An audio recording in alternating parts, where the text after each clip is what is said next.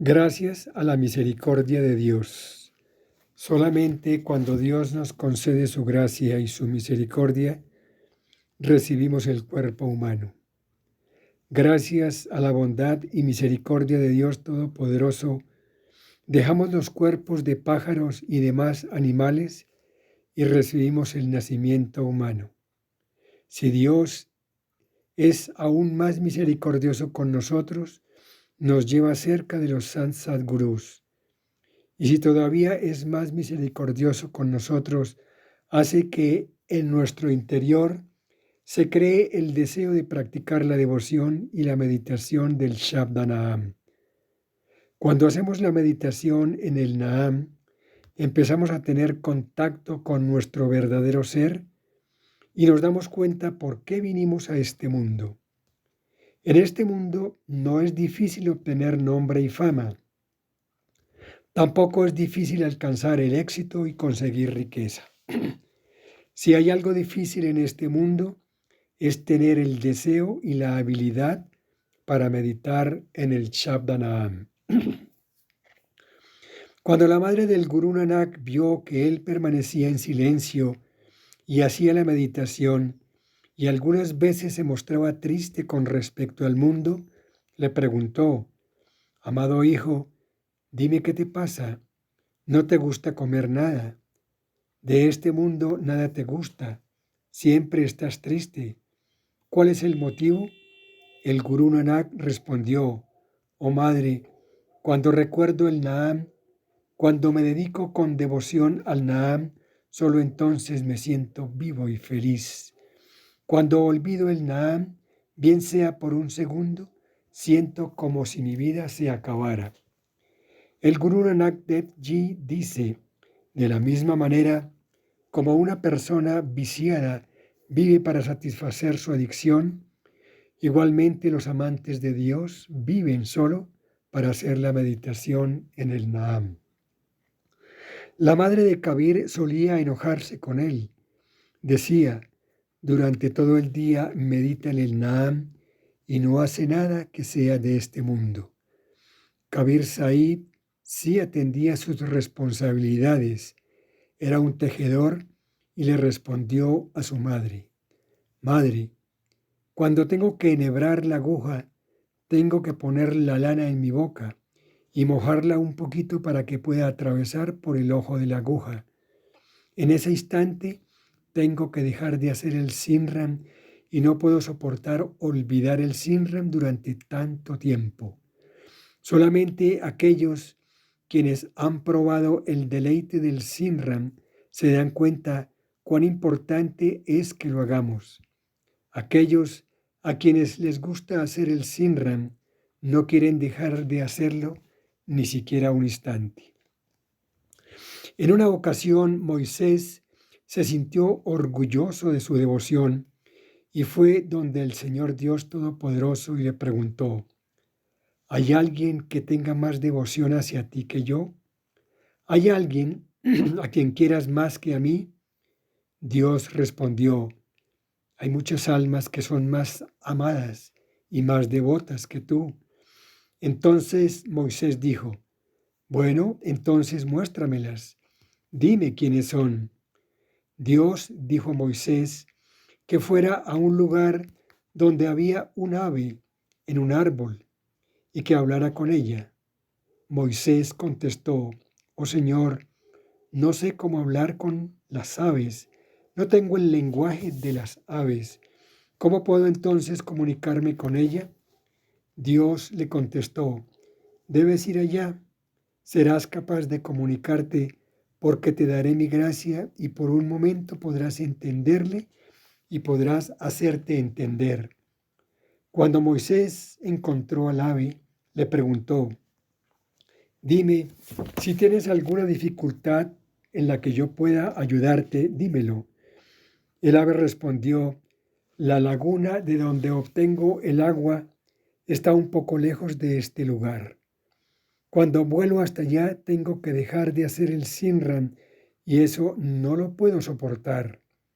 Si hay algo que puedas hacer por mí es traer esa laguna, traer más cerca el agua para que yo no pierda tanto Sinran ni tanta meditación. Moisés respondió que él no podía hacer eso y se dio cuenta de que el ave tenía más devoción por Dios que él.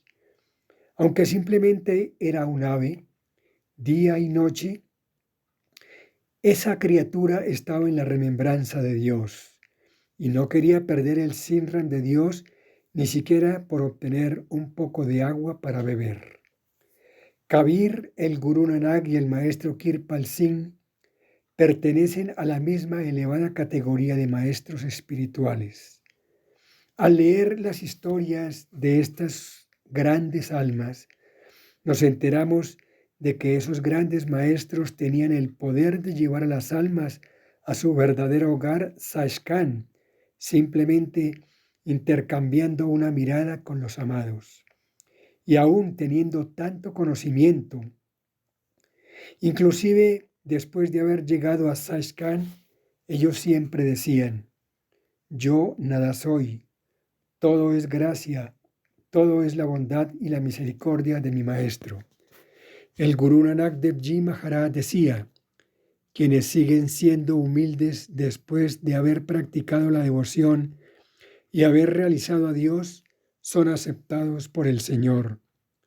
Los Mahatmas no tienen comodidades ni consuelo en este mundo, puesto que todas las religiones, comunidades y sociedades, inclusive sus parientes y amigos y miembros de la familia, se les oponen. Los miembros de su familia dicen: se ha convertido en un renunciante, y de esa manera les tratan de causar gran incomodidad. Pero incluso después de soportar toda esa crítica y burla de la gente, después de sufrir todas esas dificultades, logran realizarse en la devoción del Señor. Existen también personas que han recibido todo tipo de comodidades y facilidades en este mundo.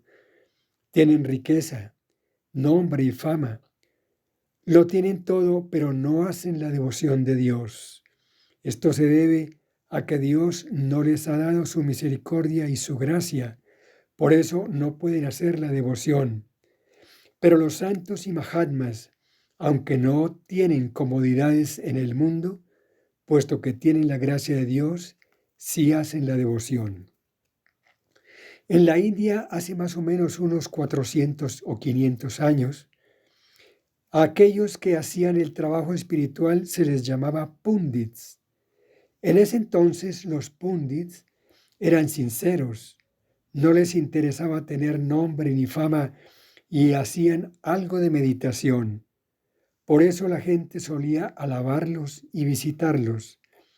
Gradualmente esos pundits meditadores dejaron el cuerpo y después de su muerte solo quedaron aquellos pundits a quienes les interesaba tener nombre y fama. Los hijos de los pundits no necesariamente llegan a ser pundits, pero tanto los hijos como los nietos empezaron a autodenominarse pundits diciendo: nuestro padre o nuestro abuelo era un pundit, por eso es que ahora yo también lo soy. Pero ellos carecían de esas cualidades que los anteriores pundits poseían, y por eso poco a poco la gente empezó a perder la fe en ellos. Cuando la gente dejó de visitarlos, se vieron ante una crisis económica por falta de donaciones. Entonces, más o menos hace unos 300 años, algunos pundits fueron a donde el gurú Gobind Singh y le dijeron: hoy en día nadie nos respeta, nadie viene a nosotros y no tenemos muchos ingresos ni posesiones materiales. Aunque anteriormente los ancestros de la gente nos veneraban, ahora nadie lo hace. El gurú Gobind Singh les dijo: muy bien, amados, nosotros tenemos un horario de 8 horas de meditación. Si ustedes se sientan y meditan con mi sangat durante 8 horas, les daremos dinero. Ellos replicaron: eso no es difícil. Tan solo tendremos que cerrar nuestros ojos y sentarnos tal y como tú dices. Entonces se sentaron en meditación junto con el Sangat, los discípulos del maestro. El Gurú Gobind Singh dijo a uno de sus discípulos, cuyo nombre era Bajalam Singh: si alguno de los pundits agacha su cabeza como si estuviera a punto de dormir, debes enderezársela, y si alguno de estos pundits está acostado, debes hacerlo sentar nuevamente. Así que empezaron a meditar. Ustedes ya saben cuán difícil es meditar. Incluso cuando ha pasado una hora, abrimos los ojos para ver si nuestros amigos se han marchado o si aún continúan meditando con nosotros. Aunque a menudo digo a los amados, no deben tener ningún temor. Yo no me iré. Sus amigos tampoco los dejarán. Les aseguro que les pediré que dejen de meditar antes de marcharme. Si así somos cuando tenemos que meditar durante una hora, ¿cómo sería para ellos que tenían que meditar durante 8 horas? Entonces, después de un rato de haber comenzado a meditar, empezaron a dormirse y a recostarse. Bajalam Singh, quien era una persona muy fuerte, colocaba a los pundits de nuevo en posición de meditación. De alguna manera pudieron completar las 8 horas y después el Gurú Gobind Singh les dijo: bueno, ahora vengan y les daré su pago, su salario. Deben venir todos los días a meditación y a diario les daré ese dinero. Pero ellos contestaron: no, no es posible, no podemos volver y no meditaremos contigo.